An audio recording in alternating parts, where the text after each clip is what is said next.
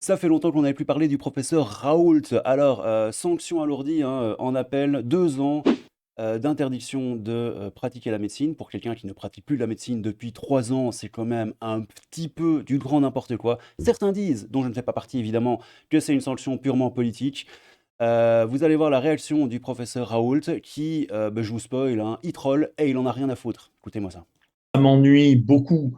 Pas pour moi, je veux bien rassurer vos auditeurs. Moi, personnellement, vous savez, j'ai 72 ans, j'ai arrêté de faire la médecine il y a 3 ans, ce qui était un délai raisonnable. J'écris, je m'occupe, ne vous inquiétez pas. Il y a déjà 3 pays qui m'ont demandé si je voulais aller travailler chez eux. Je vais très bien.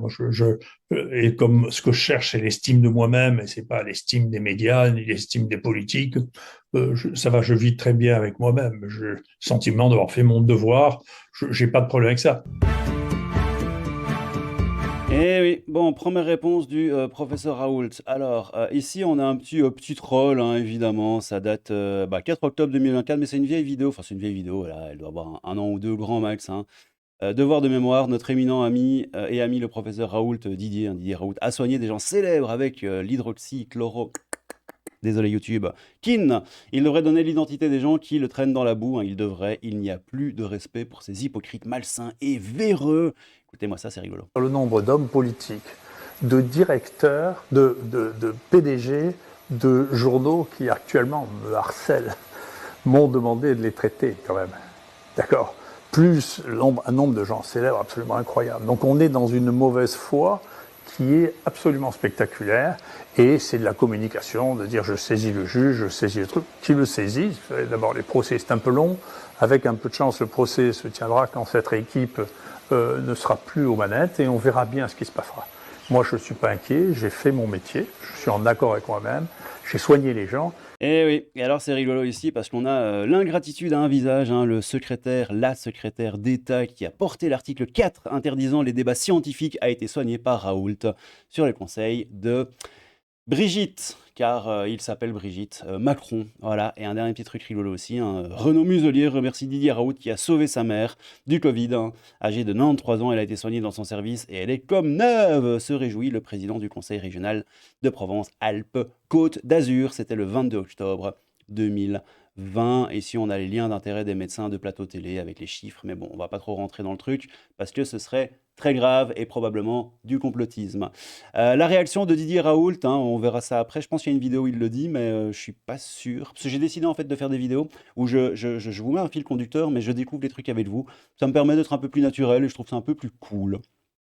C'est un peu plus rapide à faire aussi. C'est de la communication, c'est surréaliste, nous dit-il. Attends, je vais vous le mettre un peu moins grand, pardon. Donc de la communication, c'est surréaliste. On se demande si c'est Salvatore Dali qui dirige, car c'est surréaliste d'interdire la médecine à un médecin qui ne pratique plus depuis 3 ans et qui s'est retiré du Conseil de l'Ordre. Effectivement, c'est un peu cocasse. Monsieur le journaliste, vous n'avez plus le droit de faire du journalisme. Ben, en fait, j'en fais plus. Ah, ben voilà, hein, attention à vous. C'est de la folie, raille Didier Raoult auprès du Figaro, affirmant ne pas avoir été notifié de la décision. Depuis le tout début, la réalité connue sur l'hydroxychloroquine s'oppose à ce pourquoi cette sanction a été prononcée. Il faut dissoudre le Conseil de l'Ordre ou lui redonner des directives. Il ne doit pas être là pour être le chien de garde des gouvernements, ce qu'il est aujourd'hui. Parfaitement résumé en quelques mots, nous dit ce tuto dont je n'arrive pas à lire le nom. Alors ici, on a sanction alourdie en appel, hein, Éric Morillo. Éric Morillo, c'est... Ouais, c'est News, hein, c'est ça. Ah, les incorruptibles. Les incorrectibles, pardon, Sud Radio, c'est News, ok. Interdit d'exercer la médecine pendant 2 ans, quelle honte, soutien total au professeur Didier Raoult. Écoutez ce qu'il a à dire. Ça reste un tel objet de controverse, cette hydroxychloroquine.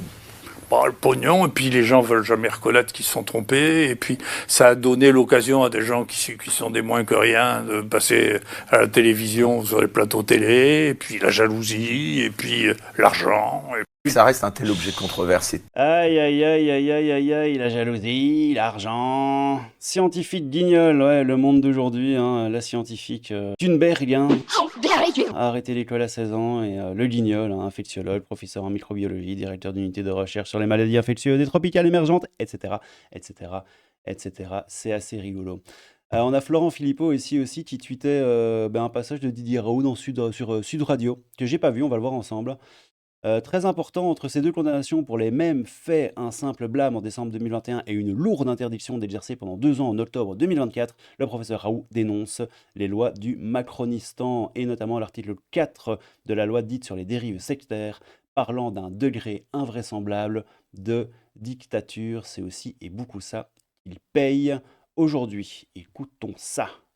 Le 8 février 2024, c'était. Loi que voulait poser Darmanin, je ne sais pas où elle en est, dans lequel il punirait le fait de dire scientifiquement ou médicalement qui n'est pas ce que dit le gouvernement d'une amende de 15 000 euros de peine de prison. Oui, c'est pas mal ça. Donc c'est, si vous voulez, je ne sais pas s'il a existé dans notre histoire de contraintes, d'obligations de plus communiquer sur la version officielle de la science dans toute l'histoire de notre pays. Je ne crois pas. Donc c'est qu'on est arrivé à un degré de dictature qui est invraisemblable. Ça a existé dans les pays communistes sous Staline. Moi que voulait poser Darmanin, je ne sais pas où Ouais, c'est pas étonnant. Je serais pas étonné que Raoult paye, effectivement, comme le dit Philippot, que je suis pas un bandeur de Philippot. De toute façon, je vous l'ai déjà dit, je suis pas un bandeur tout court. C'est aussi et beaucoup ça qu'il paye aujourd'hui. Peut-être son franc-parler. C'est pas impossible. L'État est le plus sectaire qu'il soit, et comme tout État orwellien, il punit de ce même motif ceux qui dénoncent ce sectarisme d'État. Bon, allez, on va continuer. On a Barbara ici, je l'avais sorti, je sais plus pourquoi. Ouais, je l'avais mis à la fin parce que la vidéo est un peu longue. Ici, on a, c'est quoi, je vais te faire passer ça avant. Marine Le Pen qui lâchait une petite PLS en Assemblée nationale en soutenant Raoult. Écoutez ça, c'est rigolo. Donc des membres du gouvernement se sont fait soigner par monsieur Raoult, hein. Mais au calme, t'es content. Il répond à Maxime Machin là, qui dit Didier Raoult enfin sanctionné avec un drapeau français, ukrainien et européen. Ça c'est beau. Et donc Marine Le Pen, petite PLS, écoutez-moi ça. Personne qui ne devait pas prendre la parole aujourd'hui, c'est monsieur Véran, qui a dit tout et l'inverse de tout pendant la crise du Covid. Il a osé parler de monsieur Raoult. Alors on va parler du professeur Raoult, parce que c'est un sujet fondamental. Mais dites-moi, il n'y a pas quelques ministres qui ont été soignés par le professeur Raoult? Il n'y a pas un président de la République qui est allé pour rendre hommage au professeur Raoult? Et maintenant, vous le traînez dans la boue. Comme quoi, il faut conserver à tout prix la liberté de critique et la liberté d'expression. Merci de votre démonstration. Eh oui, il faut prendre un petit peu de hauteur et de recul vis-à-vis de ce genre de choses, selon moi. Alors, on a Barbara ici qui dit actuellement ceux qui dirigent la thérapeutique. Ouais, parce que là il balance. Hein. Là, il balance, mais comme Jaja. Jaja. Jaja, Jaja. Actuellement, ceux qui dirigent la thérapeutique dans le monde, ce ne sont plus les médecins, pas les États, mais l'industrie pharmaceutique. Nous avons un stock considérable de molécules chimiques qui ne seront pas évaluées parce qu'elles ne sont pas rentables au bout de 20 ans. Voilà pourquoi le Conseil de l'Ordre des médecins attaque avec acharnement le professeur Raoult. C'est ce que dit Barbara, évidemment, ce n'est pas ce que je pense, car moi je suis, comme vous le savez, anti-Raoult, et je suis dans la pensée mainstream, bien de gauche, je suis bien dans la ligne gouvernementale de YouTube, compatibilité, donc attention, hein, YouTube, je t'aime. Le Conseil de l'Ordre des médecins attaque avec acharnement le professeur Raoult. Hein. Ce ne sont pas ses compétences professionnelles qui sont en cause, mais le fait qu'il énonce tellement de vérités dérangeantes. Écoutez-moi ça et on s'abandonne là-dessus, je pense. Le deuxième point on a incontestablement, et là il faut être lucide, il ne faut ni être paranoïaque, ni être un gamin. Actuellement, ceux qui dirigent... Désolé pour le son, c'est pas moi qui gère, c'est la qualité audio de la capsule vidéo, pardon pour ça. La thérapeutique dans le monde, c'est plus les médecins, c'est pas les États, c'est l'industrie pharmaceutique. Et donc il faut réfléchir. C'est-à-dire que si quelque chose n'est pas rentable, personne ne paye dans les pays européens. En Afrique, ils s'en foutent, ils ne sont pas touchés par les grands vendeurs de médicaments, donc ils le font eux-mêmes. Donc il y a une vraie question qui est, écoutez, est-ce que vraiment maintenant la thérapeutique ne peut être mise au point que avec des molécules nouvelles et avec l'industrie pharmaceutique?